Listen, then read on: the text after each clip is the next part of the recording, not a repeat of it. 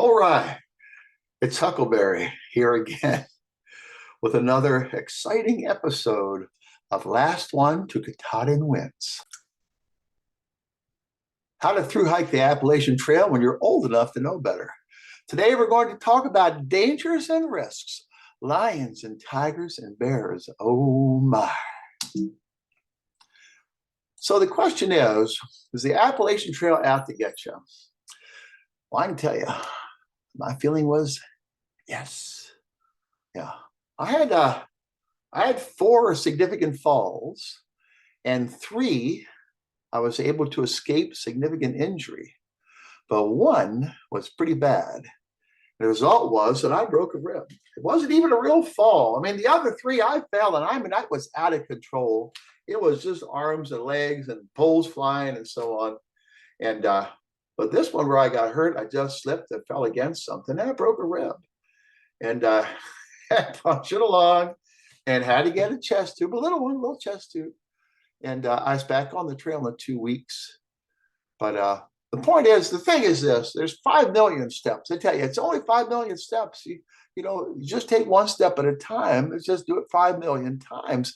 But it's also 16 Mount Everest. And folks, I got to tell you, that's a lot of gravity. And gravity is more than just a good idea. It's the law.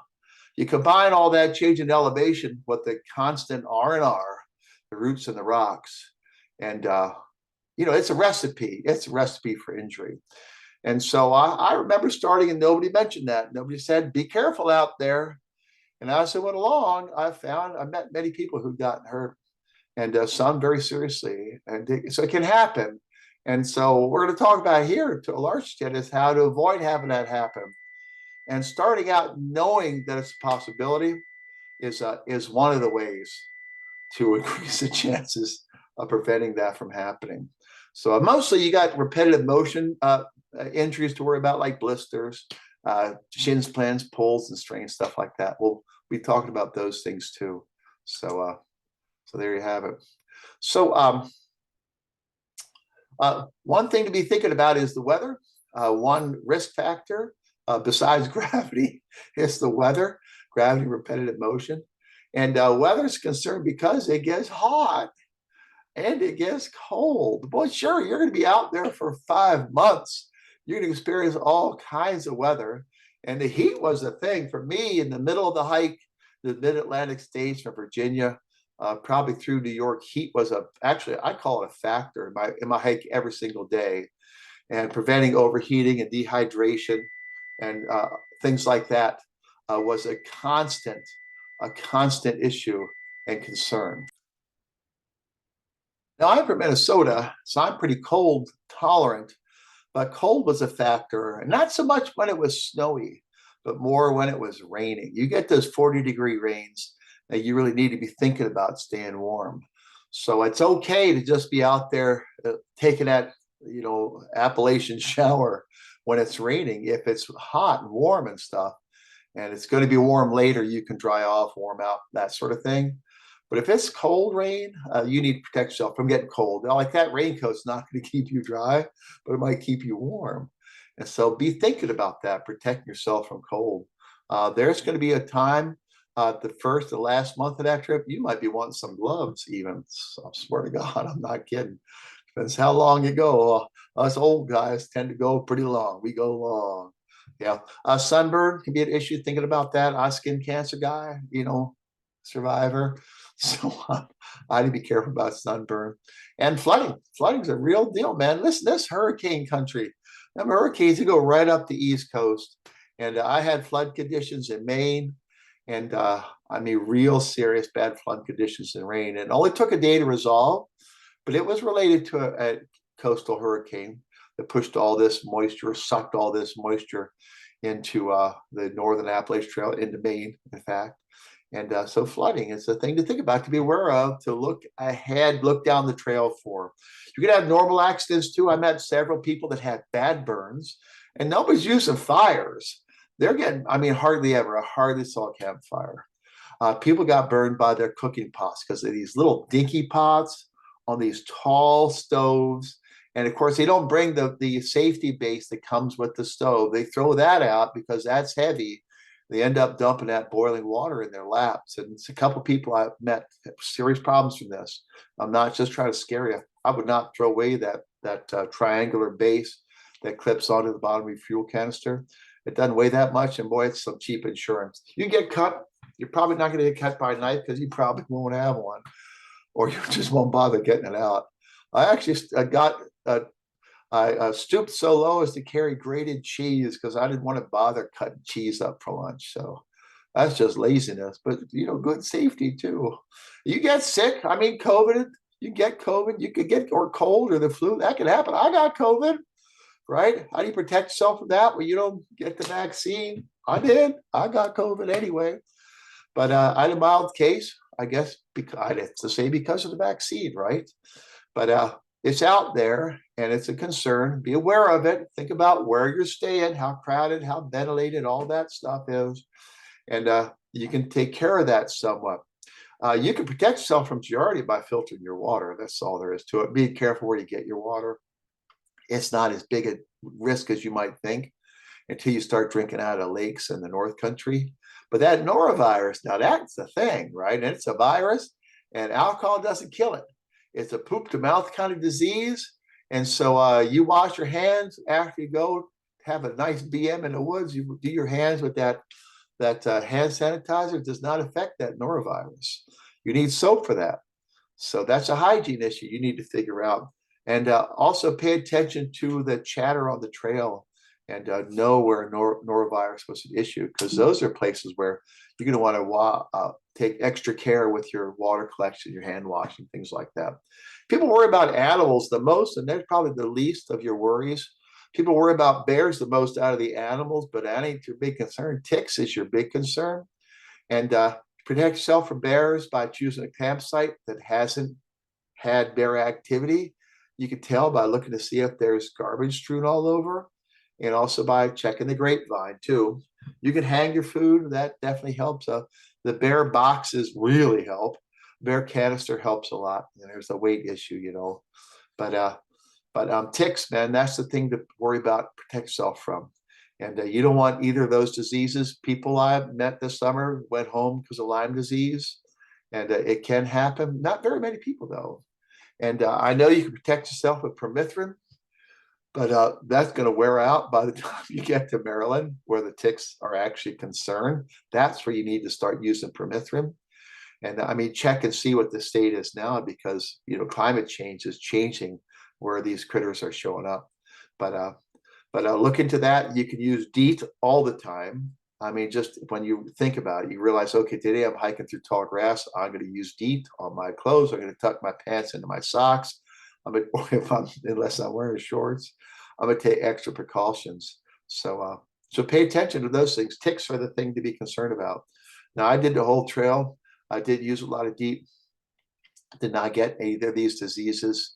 I've had anaplasmosis before, and I was pretty good about doing tick checks at night.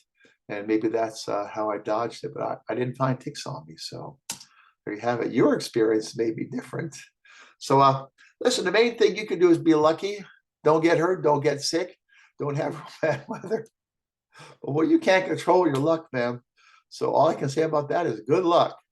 But that's a big deal. I mean, it requires a very good measure of luck to complete this hike. And a lot of people are lucky. A lot of people are. Be one of them. Be one of the lucky people. And you can make your own luck by taking some preventive steps. If you are hydrated and well fed, the late afternoon when you get tired, you're going to be less tired. So pay attention to your hydration. Pay attention to your nutrition through the course of the day. Make a plan that afternoon to pay extra attention to that. Filter that water you're going to drink. And you're thinking, well, you had to filter all the water. Well, if the water doesn't have to be filtered, it's going to be easy to filter. It won't plug your filter, and it won't be a problem. And if you start hitting water that's harder to squeeze and your filter's plugging up, that's telling you something that needed filtering. But it's an easy precaution that you can take. Hygiene, similar, fairly easy precaution you can take. And that doesn't just mean cleaning yourself, but paying attention to what other people are doing. Like if you see people standing in the water source, you go upstream to get your water. Listen, I saw that. You see dogs down in there drinking out of the water source, go upstream a little bit. I mean, pay attention to what's going on, and that will go a long way to protecting you. Okay, stretching can really help with some of these soft tissue injuries. And listen, if you feel stuff happening, you feel that Achilles starting to talk to you or the shins, then you need to do something. You need to start stretching. You need to start resting. You need to start taping.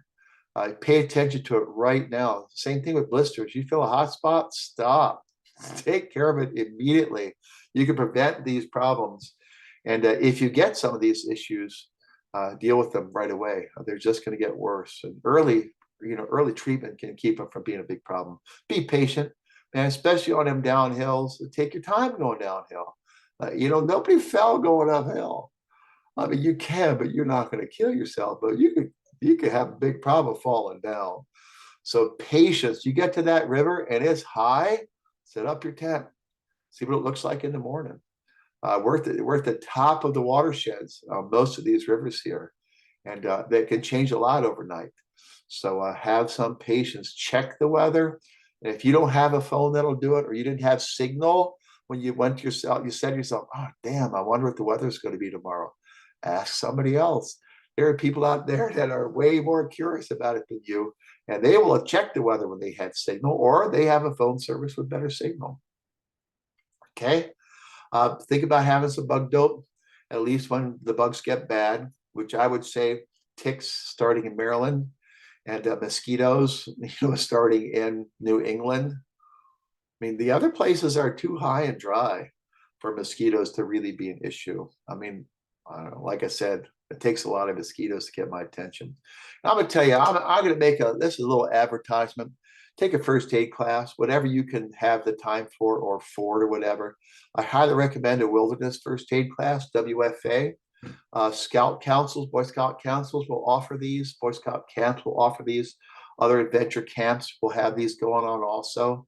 So check around you for any kind of outdoor education place and ask them about it. Find a WFA class.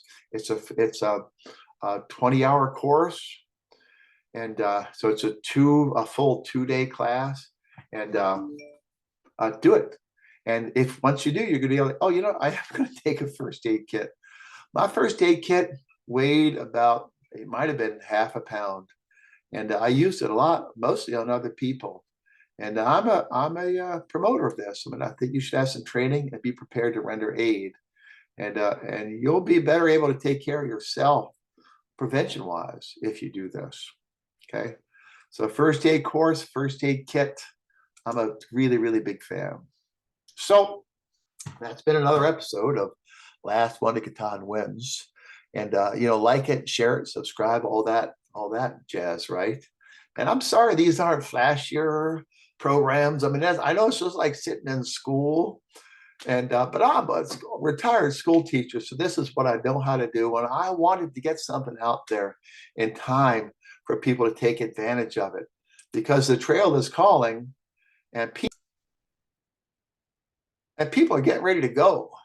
And I wanted to share my experiences from just hiking the trail while they were fresh, so that people could make use of them. So I hope you found this interesting. And until next time, and I don't know what the next topic's going to be, but until next time, happy trails.